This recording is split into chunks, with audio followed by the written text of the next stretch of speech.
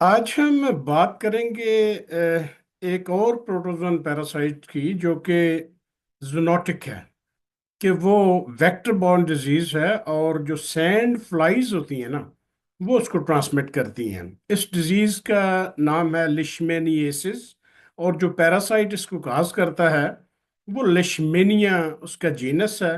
और उसकी फर्दर जो स्पीशीज हैं वो उसके ये बीमारी काज करती हैं। और ये काटता किस तरह है, जब ये फ्लीबॉटमस स्पीशीज की जो सैंड फ्लाइज है ना, जब ये किसी भी इन्फेक्टेड ह्यूमन बीइंग जिसमें कि ऑलरेडी ये बीमारी मौजूद है, तो उसको बाइट करती हैं ये फ्लीबॉटमस स्पीशीज सैंड फ्लाइज जो हैं।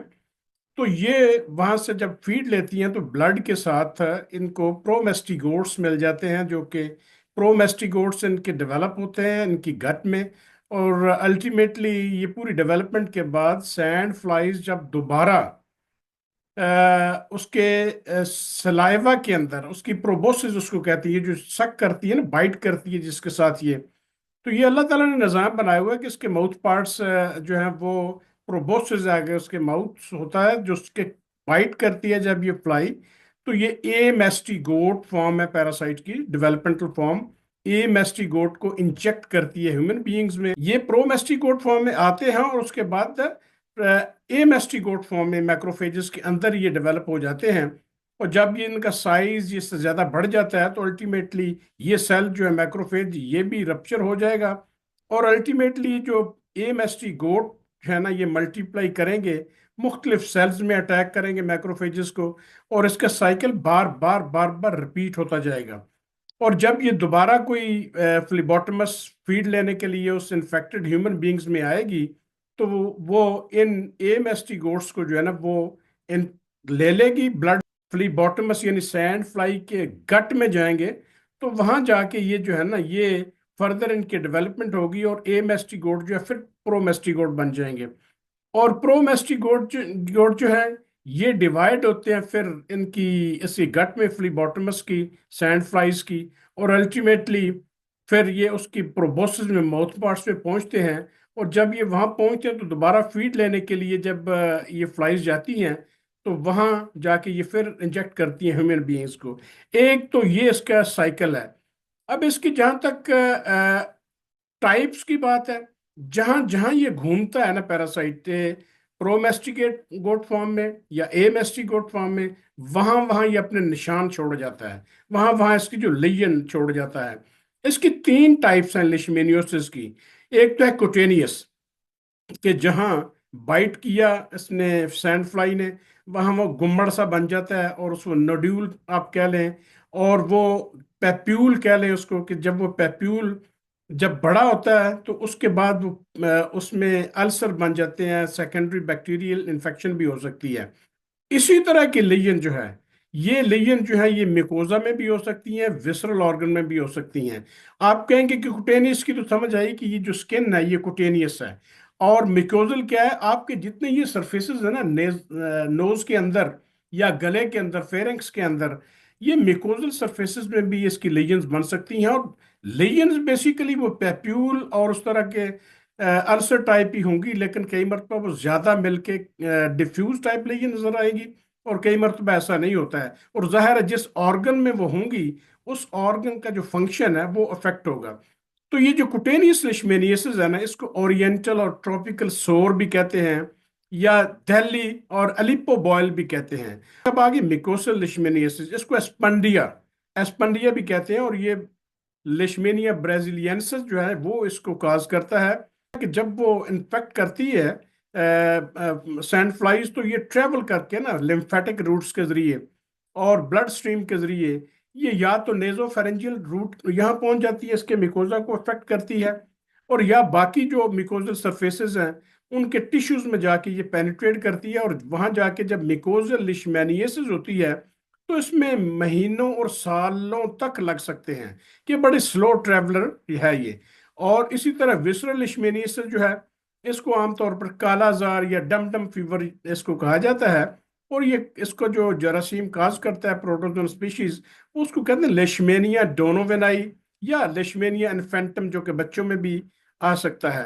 तो ये पैरासाइट जो है ये सैंड फ्लाई जब बाइट करती है ना, तो स्किन के जो रीजनल लिम्फ नोड्स हैं उनके जरिए ये स्प्लीन में, लिवर में, बोन मैरो में ये वहाँ ट्रांसमिट हो जाती हैं, वहाँ जाके सिस्टेमिक सिम्टम्स ये काज करती हैं।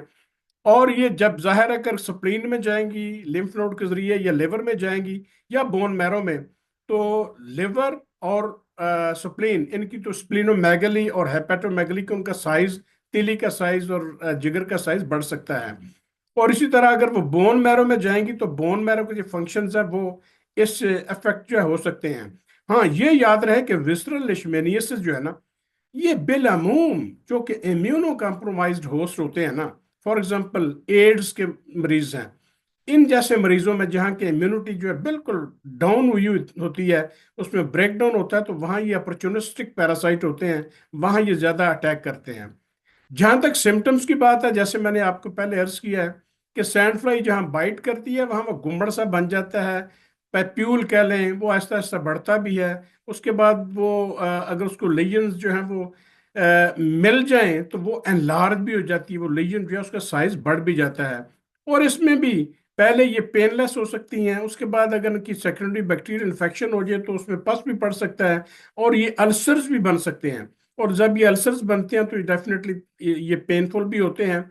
अल्टीमेटली जब ये ठीक भी हो जाते हैं ना, तो अनफॉर्चुनेटली जो स्किन के ऊपर जो है ना, जिस तरह जला हुआ एक लेजन नहीं होती है, स्कार निशान पड़ जाते हैं जलन के, वो जले हुए जिस्म की तरह, लेजन्स की तरह, उस ये ठीक भी हो जाए तो ये निशान बॉडी पे छोड़ जाती है। कॉस्मेटिक रीजंस इसकी ये बनती हैं। और हाँ, अगर पेशेंट ठीक भी हो जाए तो देयर इज ए पॉसिबिलिटी कि वो कई महीनों, कई सालों तक वो उसका इम्यून स्टेटस अगर वीक है तो उसमें एज ए कैरियर भी वो अफेक्ट कर सकता है। और इसी तरह मिकोजल लिशमेनियासिस जो है, जैसे मैंने अर्ज किया कि लिशमेनिया ब्राजीलेंसिस जो है, या उसके रिश्तेदार और करीबी जो उसके स्पीशीज हैं वो उसको काज करती हैं। और होता उसमें भी यही है कि जब प्राइमरी बाइट हुई तो वहाँ मिकोजा लिम्फेटिक्स के जरिए ब्लड स्ट्रीम में और वहाँ से बाकी एरियाज में पहुंच के, और जब मिकोजल सरफेसेस पे इनकी लीजन्स बनेंगी तो आमतौर पे ये नेजोफेरेंजियल रीजन होता है। तो नेजोफेरेंजियल जो रीजन है ना, एक तो स्टफीनेस नोज की होनी शुरू हो जाएगी, उसके अंदर जो है वो अल्सर और जख्म बन जाएंगे, उसमें परवलेंट डिस्चार्ज आना शुरू हो जाएगा, और पेन होगी आपके इस एरिया में। और अगर उसको प्रॉपरली ट्रीट वक्त पर ना किया जाए तो वो इस हद तक प्रोग्रेस होती है कि आपके ये जो पैलेट है ना, पैलेट, ये इसमें इस प्रॉब्लम्स पैदा हो सकते हैं ओरल फेरिंग्स में। और ये जिस तरह हड्डी नहीं खाई जाती, इस तरह के अंदर ये लीजन छोड़ देती है, और ये दिस इज वेरी डेंजरस, और फेस पे भी ये इसके इफेक्ट्स जो हैं वो आ सकते हैं। और अब विसरल लेशमेनियासिस की बात करें तो इसकी जो क्लिनिकल मैनिफेस्टेशंस है ना, ये ग्रेजुअली हफ्तों में, महीनों में ये डेवलप होती हैं। और रफ्ता रफ्ता इसमें कभी बुखार हो जाता है, कभी आपके सुप्रीनोमेगाली, हेपेटोमेगाली, इनके साइज बढ़ जाते हैं, पैनसाइटोपिनिया के सेल्स की कमी हो जाती है, और इस तरह के जो हाइपर गैमा ग्लोबिनोनीमिया वो इसमें हो जाता है। तो ये इस तरह के इश्यूज जो हैं, इसकी फर्दर कॉम्प्लिकेशंस बेशुमार हैं जो कि हो सकती हैं, हत्ता कि ये फेटल भी हो सकती हैं इम्यूनो कॉम्प्रोमाइज्ड जो होस्ट है उनके अंदर, जो कि ह्यूमन बीइंग्स हैं, जिनमें एक और बीमारियां हैं जो कि उसकी कुव्वत मुजाहमत को अफेक्ट कर रही हैं। चूंकि ये भी मैक्रोफेज भी कुव्वत मुजाहमत का एक हिस्सा है, तो ये तो डैमेज ही मैक्रोफेज को स्टार्ट में करता है ना, तो उससे उस ये बीमारी फेटल भी हो सकती है।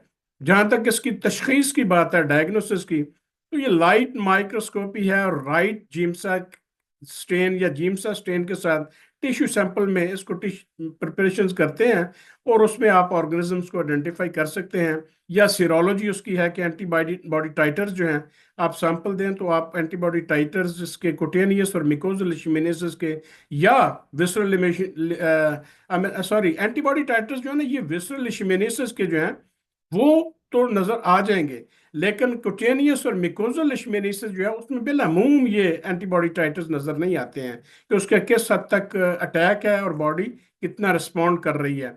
बाकी ये कल्चर है कि उसके लिए बड़े स्पेशल मीडिया रिक्वायर होते हैं कि अगर आपको ये शक है तो आप वहां से टिश्यू सैंपल, नेजियोफेरिंजियल रीजन से टिश्यू सैंपल लेके, और वह उसको आप उसमें ग्रो कर सकते हैं। या मॉलिक्यूलर टेक्निक्स में पॉलीमरेज चेन रिएक्शन जो है, वो बड़ी मॉडर्न प्रोसीजर्स हैं, वो आप ट्राई कर सकते हैं।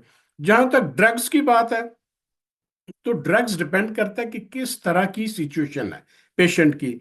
बिलअमूम जो है सोडियम स्ट्राइबोग्लूकोनेट इंजेक्शन जो है ना, ये यूज किए जाते हैं, और पैरामोमाइसिन यूज की जाती है।